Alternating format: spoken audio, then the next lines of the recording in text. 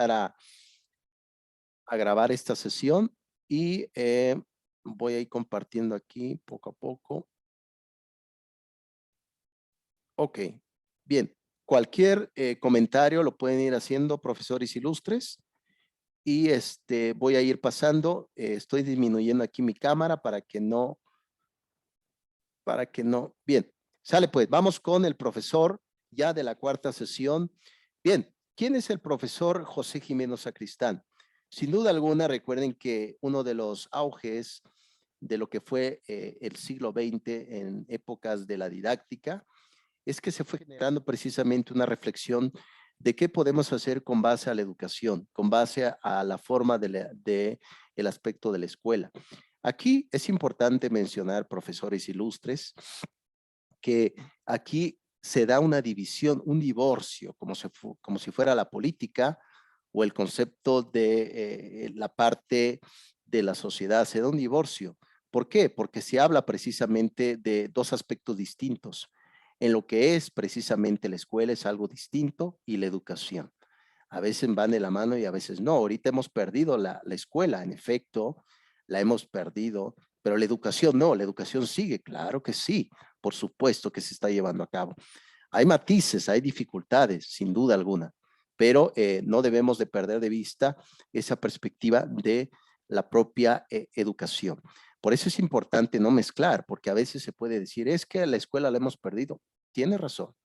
Ve a la escuela como está ahorita. Hay escuelas que están en ruinas. Hasta algunos animales de la fauna nociva, como se conoce, ya viven en la escuela, ¿no? Algunos gatos, algunos perros, etcétera. La escuela la hemos perdido, pero la educación no. Por lo tanto, vamos a ver qué dice el profesor de la Universidad de Valencia. Ha dado clase en la Universidad de Complutense de Madrid, que viene siendo como la UNAM, pero para España, ¿no? De hecho, tiene por ahí la Universidad de Valencia estudios en línea. La cuestión a veces es que no te lo reconoce la SEP desde México, ¿no? Yo conozco por ahí colegas que han estudiado en España, pero ante la SEP pues, no tienen esa licenciatura, ese posgrado y demás. Muy bien, vamos a ver qué dice el concepto del currículo. Bien, profesores, cualquier cosa pueden ir comentando por esta vía. Por ahí vi, profesora Patricia, que ya enviaste tus trabajos, ya un poco de paciencia, ya iré calificando poco a poco. Voy con base al orden de la tentativa. Muy bien. Ahora bien, vamos con el concepto de la primera tesis. Recuerden muy bien que las propias ideas, los conceptos, no es algo ajeno o algo que venga por arte de magia o por el cielo, sino todo se va generando a través de la interacción de las personas. De hecho, se habla en antropología filosófica que cuando una persona no está interactuando con otras, llega un momento que puede perder el lenguaje. Vea la obra, les recomiendo por ahí la obra que se llama Robinson Crusoe. El autor se llama Daniel Defoe. Daniel Defoe escribió la obra, una obra, de hecho, ese es uno de mis libros preferidos, favoritos, se llama Robinson Crusoe. Y vean cómo Robinson termina platicando con animales, muy similar a esta novela del náufrago, ¿no? Donde inventó precisamente un concepto de un balón, ¿no? Hablar con este balón de voleibol, etcétera. Pues precisamente lo que nos dice en la primera tesis el profesor Sacristán es que el currículo escolar no está terminado aún. Por más que se diga del currículo formal que dicen que ya está constituida desde los objetivos, desde la materia que se va a impartir, el tipo de perfil de estudiantes, qué tipo de carreras, qué tipo de perfil de egreso, qué tipo de administradores, el tipo de escuela, hasta el nombre, todo eso es el currículo escolar. Todavía no está terminado. ¿Por qué razón? Porque vimos anteriormente en el texto de la profesora Casarín Rato, teoría y diseño curricular, que existe diferentes corrientes que van organizando el punto de vista, va organizando el tema del currículo y de la evaluación. Si nosotros nos preguntamos, oye, profesor, ¿se ha modificado la evaluación curricular ahora en época de pandemia? La respuesta es no, el currículo, la evaluación curricular sigue siendo el mismo. Lo que cambia son los medios, cómo se evalúa, pero el currículo sigue siendo el mismo, se sigue evaluando de la misma forma. Claro, esta va cambiando la forma como se va interactuando a través del espacio tecnológico y eso es precisamente lo que no hay que perder de vista, ¿no? Una construcción cultural. ¿Sale, profesores? ¿Alguna pregunta hasta acá, ilustres? ¿No? ¿Vamos bien, profesores? Bien, sale pues. Recuerden esto, existe dos corrientes o comúnmente se le llama escuelas del pensamiento, así se le llama dentro de el concepto de la propia educación, dos corrientes del pensamiento.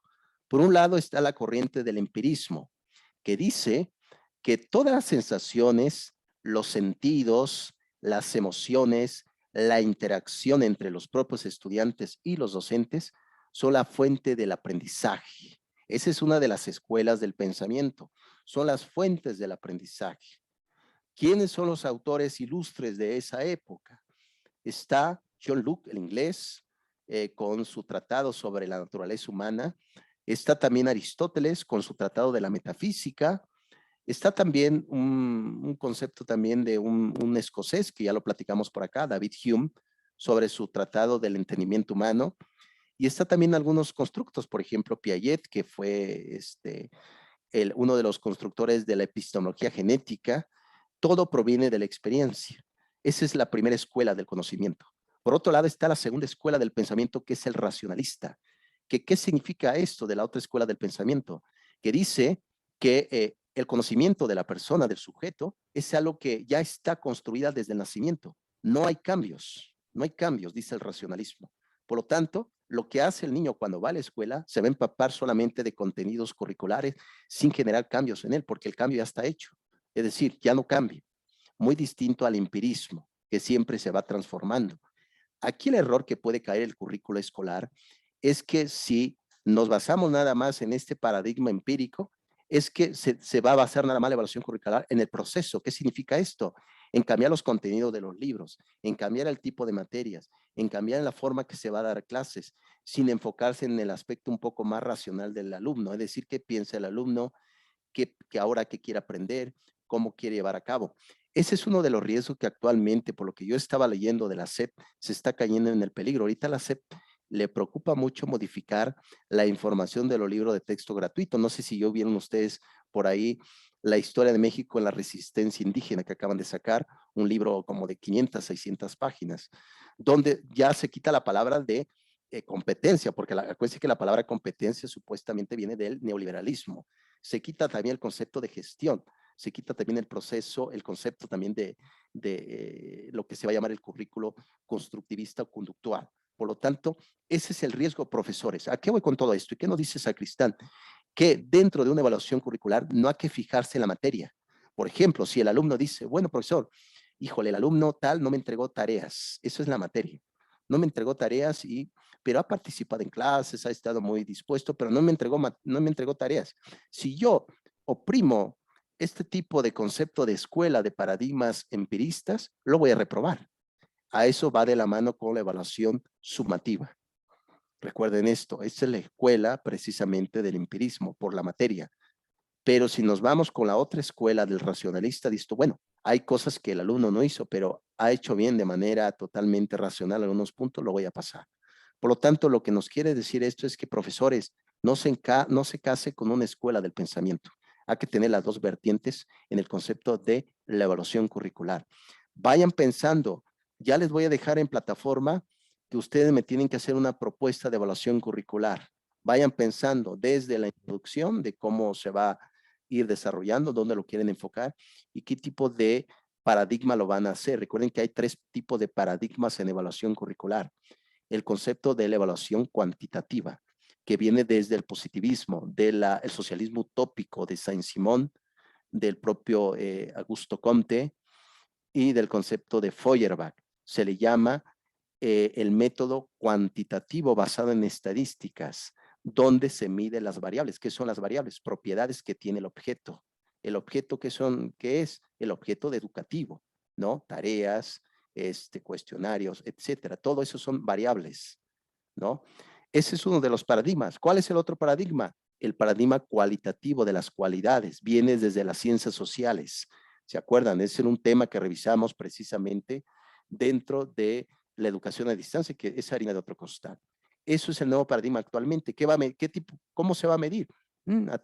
Puede ser a través de la oralidad, un examen oral, se puede hacer eso, a través de un trabajo en equipos, a través precisamente de alguna descripción, a través de un taller, etcétera. Y existe otro tercer paradigma que se llama el mixto, donde fusiona tanto lo cualitativo como lo cuantitativo. Lo pueden hacer así. Esos son los tres rostros, cómo se debe de evaluar una evaluación curricular. Y vayan pensando, porque recuerden que el currículo tiene tres caras, ¿se acuerdan? Lo formal, que es la estructura dura precisamente del currículo, toda la institución educativa. Lo real o vivido, el docente y el alumno. Y el currículo oculto, las destrezas y actitudes y comportamientos que tiene el estudiante y el propio docente en el medio educativo. Eso es lo que ustedes van a ir pensando. Perdón, ¿me Adelante, permite? profesora ¿Puede Patricia. repetir las Sí, caras del currículum? sí. Las caras del currículo, profesora Patricia, son tres. El currículo formal, que es toda la institución educativa, desde qué tipo de materia se va a ofertar, cómo van a ser el perfil de los docentes, precisamente también el perfil de los estudiantes. Ese es el currículo formal. Eso se evalúa, claro que sí. Luego viene un poco más específico, currículo real o vivido, que es la interacción que tiene el docente con los estudiantes, las tareas que les pides, cómo va, se debe dar una propuesta. Y el currículo oculto son el comportamiento que tiene el docente con los estudiantes en el aula y demás. ¿No? Imagínate nada más que llega un profesor y habla con el director y el director dice, profesor, lamento tanto, pero le voy a quitar todas las clases. ¿Por qué? Ha tenido usted un comportamiento no aceptable con las estudiantes. Pero ¿cómo si no está escrito? Sí, pero eso no es aceptado. Aunque no esté escrito, no se acepta en esta escuela. Ese es el currículo oculto. ¿No? Se pueden dar cuenta. Vayan pensando ustedes cómo van a llevar a cabo ese tipo de evaluación. Si digan, profesor Edith, yo, profesor, quiero hacer una propuesta de evaluación enfocado en el currículo vivido. Perfecto, profesor. ¿Cómo vas a evaluar a tus cabo ilustres docentes? Doctor, yo Muy bien. tengo una duda, perdón. Sí. Por ejemplo, si yo me quisiera enfocar en la evaluación, en la propuesta del currículum formal, ¿podría incluir lo que es el diagnóstico? Sí, claro, por supuesto. Sí, de hecho, las partes de esas corrientes de la propia evaluación dura, entra el diagnóstico, la evaluación formativa y la evaluación sumativa. Esas son como las tres corrientes, profesora Edith. Perdón, profesora. Porque estaba analizando Sí, esa parte del diagnóstico y bueno, nosotros el diagnóstico lo vemos como algo muy rápido. Sin sí, embargo, se analizan muchas dimensiones como es, por ejemplo, los instrumentos que vamos a utilizar, como bien menciona usted, el perfil del grupo, el contexto en el que nos encontramos. ¿Qué queremos identificar en el diagnóstico, no? Si quiero ver situaciones actitudinales, procedimentales o conceptuales, o si quiero identificar a lo mejor algunos problemas de aprendizaje. Entonces, totalmente. me llama mucho la atención este Profesora, aspecto. Sí, sí. ¿Qué te parece si ahorita lo retomamos, profesora? sí, maestro. Discúlpame, retoma tus ideas, porque ya se va a cerrar la plataforma y ahorita Sí, maestro. retomamos esto. ¿Qué te parece del Sí, diagnóstico? gracias. Sale, profesores. Ahorita nos vemos. 2 minutos.